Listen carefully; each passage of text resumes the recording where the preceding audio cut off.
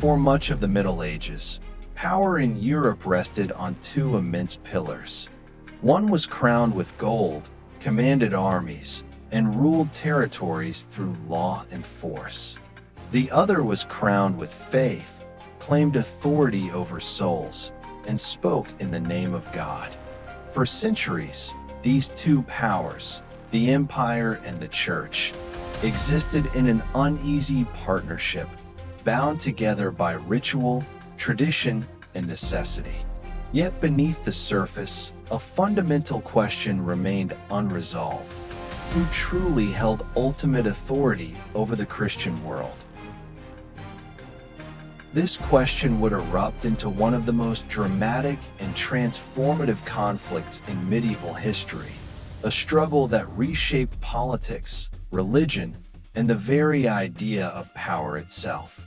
This was the Investiture Controversy, a clash not merely between emperors and popes, but between competing visions of divine authority and human rule. In the medieval worldview, religion and politics were inseparable. Kings ruled by the grace of God. Emperors claimed legitimacy through sacred coronation. Every oath, every law, every act of governance was infused with religious meaning.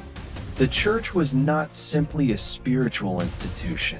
It was the backbone of medieval society. It preserved literacy, administered justice, cared for the poor, and shaped moral life.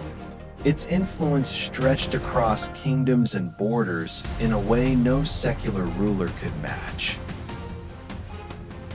Within this system, bishops and abbots held enormous power. They were spiritual leaders, but they were also landowners, administrators, judges, and military commanders. Many controlled vast estates and governed important cities. Their authority was both sacred and political, making them essential figures in the machinery of medieval rule. Because of this dual role, secular rulers had long taken it upon themselves to appoint bishops and abbots. This practice, known as lay investiture, allowed kings and emperors to place loyal men into powerful church offices. In return, these clerics supported royal authority, administered territory, and helped maintain order. For rulers, it was an efficient and reliable system. Bishops did not pass their positions on to heirs, preventing the rise of rival dynasties. Their education made them effective administrators. Their loyalty strengthened central power. Nowhere was this system more important than in the Holy Roman Empire. Stretching across much of Central Europe and northern Italy, the empire was vast, fragmented, and difficult to control. The emperor depended heavily on bishops to govern regions where secular nobles were often rebellious and unreliable. Without control over ecclesiastical appointments, imperial authority itself was at risk. Yet this close relationship between church and state came at a heavy spiritual cost. By the 10th and early 11th centuries, many within the church believed it had fallen into moral decay. Positions were increasingly bought and sold in a practice known as simony. Clergy married or kept concubines despite official prohibitions. Nepotism was widespread. Spiritual leadership was often secondary to political convenience. To reform-minded Christians, this was a crisis of the soul. They believed the church had been corrupted by its dependence on secular power and must be purified if it were to fulfill its divine mission. From monasteries and reform centers emerged a powerful movement demanding renewal, discipline, and independence from worldly rulers. At the heart of this movement was a radical idea: the church must govern itself. Only spiritual authority, they argued, could appoint spiritual leaders. Kings and emperors had no right to grant sacred offices. To allow secular rulers to invest bishops was to subordinate God's church to earthly power. This idea was revolutionary.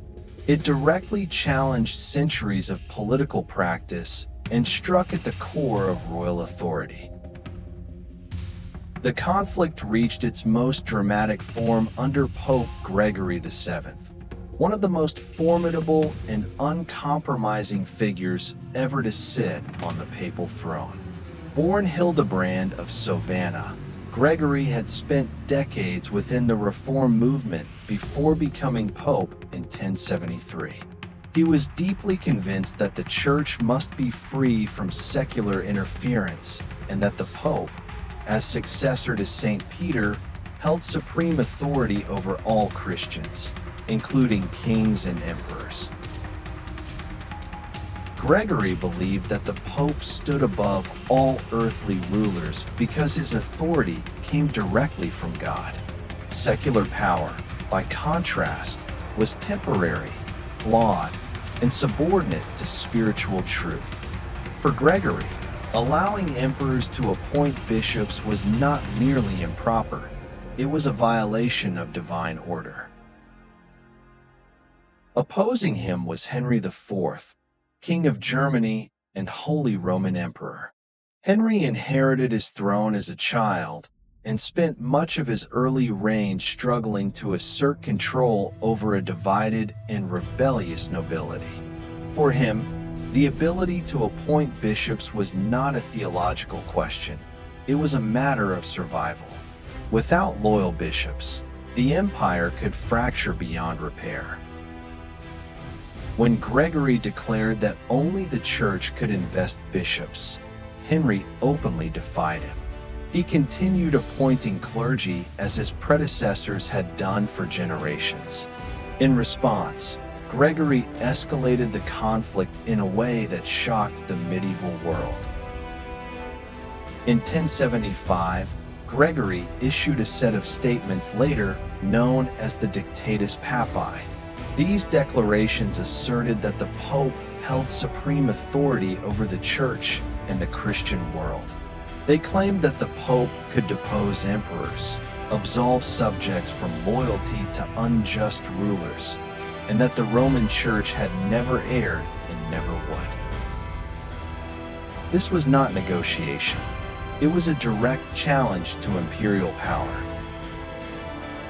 Henry answered by convening a council of bishops loyal to him, declaring Gregory deposed and accusing him of tyranny. Gregory responded with the most powerful weapon at his disposal, excommunication. In 1076, Henry IV was formally excommunicated. The consequences were immediate and devastating. An excommunicated ruler was cut off from the Church and the sacraments. More importantly, his subjects were released from their oaths of loyalty. In a deeply religious society, this undermined the very foundation of kingship. German nobles, already hostile to Henry, seized the opportunity to rebel.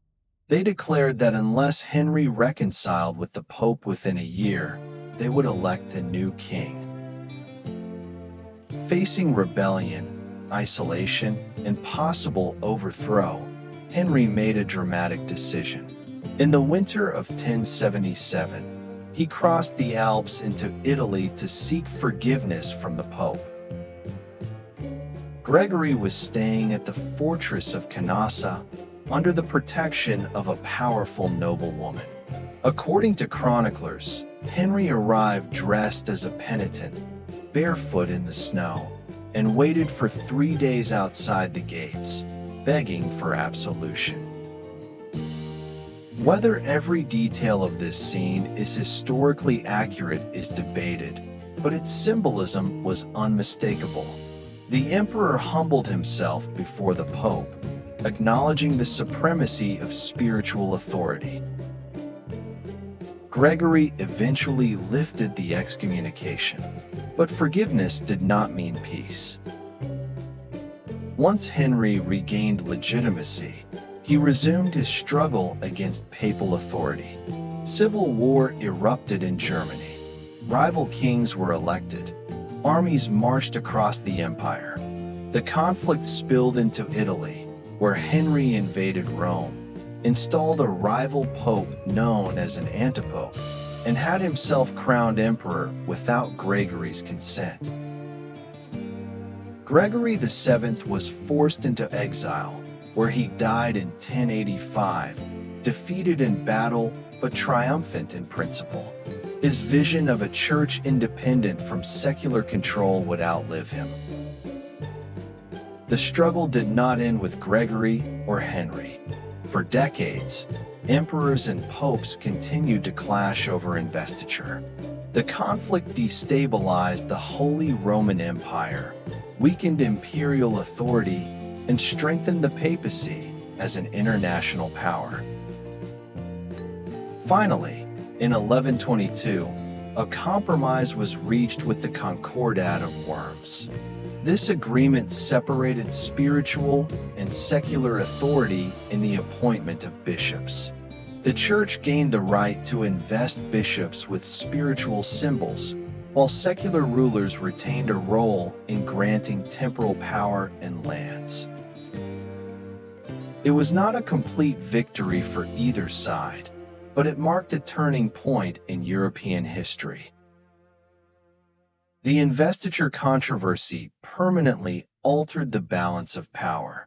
It established the principle that spiritual authority could stand independent of, and even above, secular rulers. It weakened the idea of absolute monarchy and laid early foundations for the separation of church and state. Perhaps most importantly, it introduced the radical notion that authority itself could be questioned, challenged, and limited. The struggle between empire and church was not merely a medieval dispute over symbols and offices.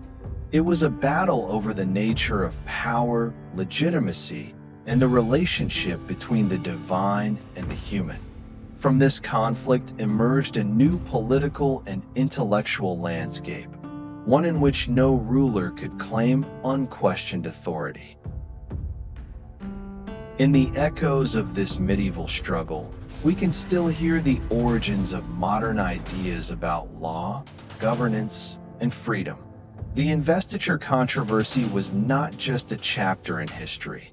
It was a turning point that shaped the world to come.